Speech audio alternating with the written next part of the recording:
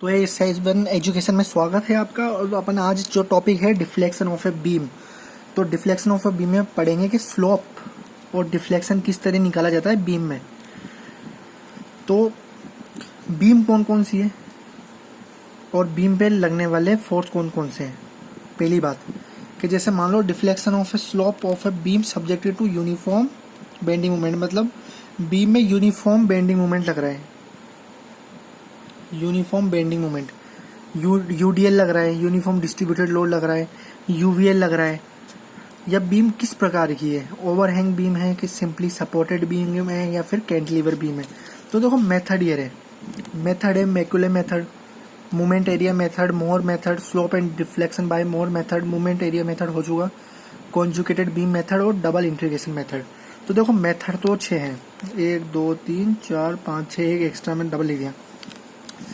अब बात समझने की यहाँ पर है, देखो एक बहुत इजी चीज़ है ये, और मेथड कोई सा भी हो आंसर आएगा सेम। पहले तो एक बात दिमाग में अपने बिठाएं, आंसर सेम ही आना चाहिए। मेथड से क्या फ़र्क पड़ता है, अपन मेथड डिस्कस करेंगे, एक एक इसकी ट्रिक्स भी देखेंगे कि क्या ट्रिक है इसकी। और आज थोड़ा इंट्रो, अपन हमेशा इंट्रो की बात करते हैं, तो इंट्रो में देखते हैं कि देखो बीम कौन कौन सी हो सकती है। बीम हो सकती है कि जिसके अंदर फिक्स्ड बीम हो, या फिक्स बीम हो सकती है नहीं हो सकती, बात करेंगे इन चीज़ का कि कैंटिलीवर बीम हो सकती है नहीं हो सकती, ओवरहैंग बीम, कि किस प्रकार की बीम की पूछ रहा है, समझ लो बात को। और लोड, कौन सा लोड लग रहा है, कि पॉइंट लोड लग रहा है या फिर यूडीएल लग रहा है, यूवीएल लग रहा है, किस प्रकार का लोड लग रहा है, कि कौन सी बीम है और किस प्रकार का लोड लग रहा है। तो मेथड स्टार्ट करेंगे और बहुत इजी से करेंगे और बिल्कुल बेस्ट पॉइंट बना के करेंगे, ठीक है। और इतना इजी से करेंगे कि यार सब कुछ समझ में आ जाएगा, 1% प्रॉब्लम नहीं आएगी आप लोगों को, ये मेरी गारंटी है। तो बस यार स्टार्ट करते हैं अपन आज। पहला वाला मोर थ्योरम, इसे किस तरह निकालते हैं, मोहर थ्योरम। ये इसलिए करा रहा हूँ इसके बाद क्योंकि अपन ने बेंडिंग मोमेंट और अपन को शियर फोर्स निकालना आ गया। अगर ये आ गया तो अपन को सब कुछ आ गया। मान लो मैंने आपको पहले भी कहा था कि वो चीज़ आ जाती है तो ये चीज़ भी आ जाती है। तो अपन स्टार्ट करते हैं अब। लेकिन मोर थ्योरम पढ़ाने से पहले थोड़ा इंट्रोडक्शन तो दूँ कि मतलब क्या स्लोप क्या होता है, डिफ्लेक्शन क्या होता है, किस तरह अपन देखते हैं कि क्या डिफ्लेक्शन आ गया। तो अपन सबसे पहले ये पढ़ेंगे, लेकिन इससे पहले अपन इंट्रोडक्शन पे आते हैं थोड़ा। सही है, इंट्रोडक्शन तो आना चाहिए यार, कि इंट्रोडक्शन में ये चैप्टर क्या बोलता है, डिफ्लेक्शन ऑफ ए बीम। तो समझते जाते हैं, और ये ऐसा समझाऊंगा मैं तुम कभी नहीं भूलोगे, ट्रिक्स भी बता देंगे और इतना प्यारा समझाऊंगा, बहुत बढ़िया मज़ा आएगा। और एक एक बिल्कुल जीरो स्टेप से बताऊंगा, ऐसे नहीं बिल्कुल जीरो स्टेप से बताऊंगा, जो सब जीरो लेवल पे जिसको भी है ना उसको भी आ जाएगा, ठीक है। तो देखो इस एग्जांपल से अपन समझते हैं कि अपनी बीम है जो अपने बिफोर पोजीशन, मतलब बीम की जो पोजीशन है वो बिल्कुल सिंपल देखो आपको लग रही है, ये बीम है सिंपली सपोर्टेड बीम, कि मतलब जो बीम है वो अपनी सिंपली सपोर्टेड पे है। अब देखो इस पे क्या लोड लगता है, इधर इस जगह लोड लगता है, तो क्या किस तरह डिफ्लेक्ट हो गई, ये हो गई इस तरह डिफ्लेक्ट। ये डैश लाइन से मैं शो कर देता हूँ कि ये हो गई इस तरह डिफ्लेक्ट। अब डिफ्लेक्ट हो गई तो अब इसके अंदर डिफ्लेक्शन क्या है, क्या चीज़ स्लोप है, क्या चीज़ डिफ्लेक्शन है, वो चीज़ पता लगानी है अपन को। समझ रहे हो कि पहले इस बीम पे कोई भी लोड नहीं था, लेकिन अब जो लोड लगा उसके कारण ये इस तरह मुड़ चुकी है। अब ये मुड़ने के चक्कर में क्या क्या चेंजेस आ रहे हैं। तो अभी जो डिफ्लेक्ट हुई है ना बीम, तो अपन इसमें ही चेक करते हैं कि इसमें कितना स्लोप आया, कितना डिफ्लेक्शन आया। इंट्रोडक्शन में बस इतना सा है। अब देखो आगे अपन समझेंगे बहुत अच्छी तरह। इससे पहले बस आपको एक चीज़ याद रखनी है, क्या चीज़ है, कि ये M/I = E/R, ये इक्वेशन अपन को आनी चाहिए। ये इक्वेशन अपने दिमाग में होनी चाहिए कि M/I = E/R। इसका बहुत यूज़ आएगा हर जगह।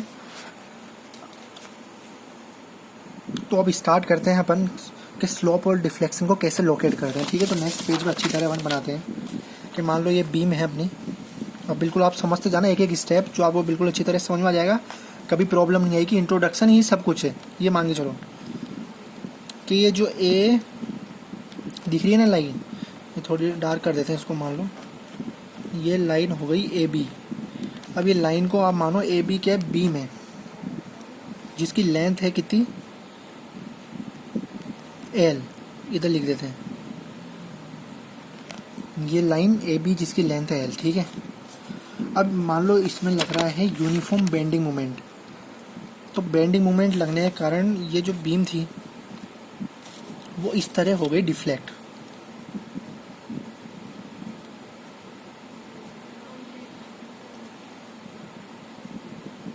तो इसका सर्कुलर आर्क बन गया, देखो ऐसे यूनिफॉर्म बेंडिंग मोमेंट लग रहा था, जैसा अपन ने ऊपर पढ़ा था, ऊपर से लगा और ये बन गया सर्कुलर आर्क, ठीक है। अब ये सर्कुलर आर्क बन गया, तो इसकी पोजीशन अपन ने पीछे लिखी थी, जो सी डैश लिखी थी, देख लो ये जगह लिखी थी कि सी डैश हो गया, ऊपर से लोड लगा और ये सर्कुलर आर्क बन गया, सी डैश हो गई। अब देखो ये आर्क बना है, अगर अपन ये मान के चलें कि इसका ये पॉइंट है, मतलब ये चीज़ इसकी रेडियस है, ये इसकी रेडियस है, ओके। तो मतलब रेडियस है तो मतलब ये पूरा घूम के जाएगा तो एक सर्कल बना लेगा, सही बात है। मतलब ये घूम के जाएगा इस तरह, तो एक ये थोड़ा सर्कल थोड़ा ऐसा बना है गंदा सा, लेकिन मान के चलो कि ये सर्कल बना लेगा। ये इसकी रेडियस है आर और ये आर, ठीक है। ये radius of curvature of A deflected beam हो गया। डिफ्लेक्टेड बीम कैसे, देखो ये आर है और ये बीम डिफ्लेक्ट हो रही है ना, कौन कौन सी बीम डिफ्लेक्ट हो रही है, ये वाली हो रही है। और अपने पीछे पढ़ा था कि ये जो अपन ने पॉइंट लिया था, सी लिया था जिस पे लोड लगा था ऐसे, और ये यूनिफॉर्मली डिफ्लेक्ट हो गई थी लोड, ठीक है। अब देखो ये रेडियस है, लेकिन ये पूरी रेडियस है, ये वाली पूरी रेडियस है, सही है ना, क्योंकि सर्कल है पूरा, मान के चलो पूरा सर्कल है। तो देखो एक तो ये पॉइंट और ये वाला पॉइंट, तो अब देखो पहले बीम थी ये वाली, फिर जो डिफ्लेक्ट हुई है वो ये वाली हुई, तो ये हो गया वाई, ठीक है। ये समझ में आ गया होगा आपको। अब अपन इधर से टेंजेंट खींचते हैं, मान लो टेंजेंट ऐसे जाती है, अगर ये टेंजेंट गई है तो इधर से कुछ ना कुछ ये बताएगा थीटा एंगल।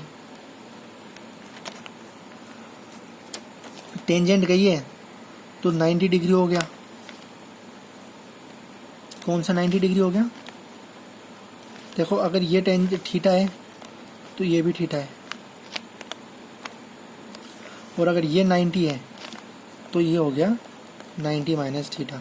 मतलब उनको ये पता लग गया कि ये हो गया थीटा का काम, मतलब ये स्लोप ऑफ ए बीम बता रहा है एट द एंड, और ये जो वाई है ये बता रहा है डिफ्लेक्शन ऑफ ए बीम।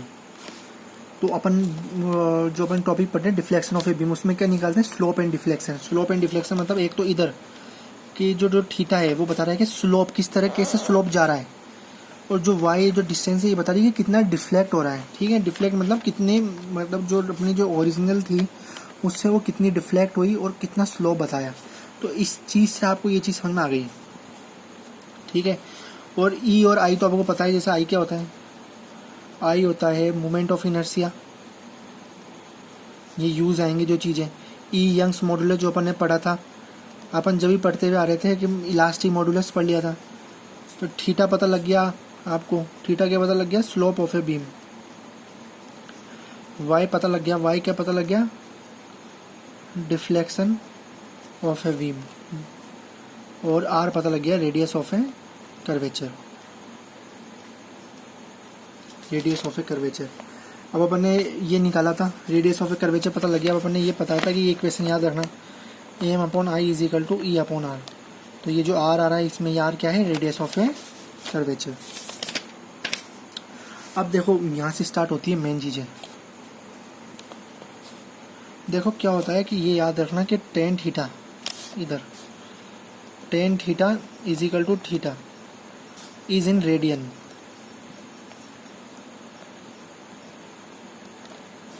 तो जो थीटा होता है ना, ये वाला जो थीटा, ये बनता है स्लोप। ये चीज़ बहुत इंपॉर्टेंट है, इसको दिमाग में बिठा लेना, नोट कर गए कि जो थीटा है वो बनता है स्लोप। और स्लोप को देखो किस तरह लिख सकते हैं, एक तो theta is equal to slope, एक इसको अपन लिख सकते हैं D Y over D X, और एक इसको लिख सकते हैं टेन थीटा। मतलब इसको 3 तरकीब से लिख सकते हैं अपन स्लोप को। ये दिमाग में आप बिल्कुल अच्छी तरह भाई छाप लेना इसको। आगे नहीं बताएंगे, आगे इसलिए नहीं बताएंगे क्योंकि इसमें आपको अच्छी तरह बता दिया, आगे फिर अपन मेथड करेंगे तो आप लोगों को दिक्कत नहीं आनी चाहिए। ये हो गया स्लोप। तो स्लोप इज इक्वल टू, एक तो इसने थीटा से कर दिया, एक इसने टेन थीटा करा, या इसने करा dy/dx। तो इस डायग्राम में कितनी रेडियस दिखी आपको? एक तो देखो इस पॉइंट से निकली ये रेडियस, एक ये रेडियस। सर्कल किस तरह घूमा? इस तरह घूमा घूमा घूमा, और ये ऊपर से मतलब ये भी रेडियस है। तो डायग्राम ध्यान में हो गया। अब देखो अपन क्या करते हैं, अपन ज्योमेट्री लगाकर फाइंड कर सकते हैं इसका स्लोप और इसकी डिफ्लेक्शन। ठीक है, ये चीज़ अपन कर सकते हैं फाइंड, लेकिन अपन नहीं करेंगे अभी। अपन क्यों नहीं करेंगे? अपन यार मेथड से चलेंगे, सिंपल से सिंपल मेथड से स्टार्ट करते हुए आएंगे और इसका निकालेंगे। अब दूसरी जो बात की जा रही है वो सबसे इम्पोर्टेंट बात की जा रही है कि देखो अपन ने डिफ्लेक्शन निकाल लिया जो होता है y। इधर मैंने लिखा था ना, ये y है डिफ्लेक्शन, देख लो ये y लिखा मैंने डिफ्लेक्शन। तो अपन ने डिफ्लेक्शन निकाल लिया, तो स्लोप कैसे निकलता है? इसका कर दो आप डिफरेंशिएट, मतलब dy/dx कर दो। इस चीज़ का dy/dx कर दोगे तो निकल जाएगा स्लोप। तो देखो स्लोप को अपन ने dy/dx करा। ये क्या यार, एक दूसरे से रिलेशनशिप रखते हैं, एक दूसरे से लिंक है। डिफ्लेक्शन लिख गया तो डिफरेंशिएट कर दिया तो स्लोप निकल गया। एक बार और डिफरेंशिएट कर दोगे d²/y/dx² और मल्टीप्लाई कर देना ei से। तो ei से क्यों मल्टीप्लाई करते हैं ये बाद में बताऊंगा। तो अगर आपने इसका डबल डिफरेंशिएट कर दिया तो इसका बन जाएगा क्या? Bending moment. और ये बिल्कुल अप्लाई होती है कहाँ पर? ये अपन ने जो बेंडिंग मोमेंट शेयर फोर्स निकाले थे बिल्कुल उसमें भी अप्लाई होती है, तो इससे बेंडिंग मोमेंट निकल जाएगा। अगर अपन ने इसका वापस से एक बार डिफ्रेंशिएशन कर दिया d³ y/dx³ multiply by ei, तो ये हो जाएगा शियरिंग फोर्स। ये बताती है शियरिंग फोर्स। और अगर आपने लास्ट बार एक बार और कर दिया d4/y/dx4 इंटू ei, तो ये बता देगा the rate of A loading, मतलब कितना लोडिंग लग रहा है, मतलब कितना वेट है। तो ये एक दूसरे से लिंक है भाई, ये सब कुछ एक दूसरे से लिंक है।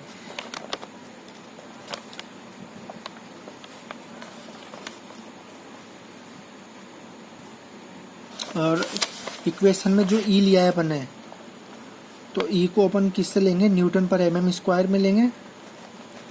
आई को कित में लेंगे? आई को लेंगे mm⁴ में। एक्स और वाई तो mm में ही रहेगा क्योंकि सिंगल यूनिट है लेंथ की, वाई mm में। और जो रेट ऑफ लोडिंग m बन जाएगा बेंडिंग मोमेंट, तो वो न्यूटन मीटर हो जाएगा। न्यूटन mm न्यूटन मीटर जो अपन चाहेंगे, वाई mm में और एक्स मीटर में, तो ये हो गया न्यूटन मीटर। ठीक है, ये चीज़ है। तो भाई ये आज बहुत इंपॉर्टेंट चीज़ हुई है, एक एक चीज़ हुई है, बहुत इंपॉर्टेंट चीज़ है। और देखो इसका रिलेशनशिप मैं करवा सकता था, लेकिन ये चीज़ अगर आपने दिमाग में रख ली ना तो बस बहुत कुछ है। सबसे पहले डिफ्लेक्शन y निकाला, जो अपन इसमें देखा y निकाला। अगर उसको अपन डबल डिफ्रेंशिएट कर दें, नहीं ओनली डिफ्रेंशिएट कर दे तो स्लोप, डबल कर दे तो बेंडिंग मोमेंट, ट्रिपल कर दे तो शेयरिंग फोर्स, और चौबल कर दे तो रेट ऑफ लोडिंग। बहुत सिंपल चीज़ है, बहुत इजी चीज़ है।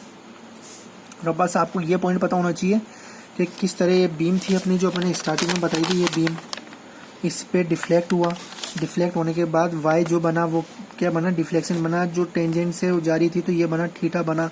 तो अपन को ये थीटा और बेंडिंग मोमेंट निकालते हैं। तो किस तरह निकालते हैं ये आज के लिए इतना ही। और अपन कल से अपन करेंगे पार्ट मतलब कल से स्टार्ट कर देंगे निकालना। एक एक मेथड करेंगे और अच्छी तरह करेंगे जिसमें मज़ा आ जाएगा आपको।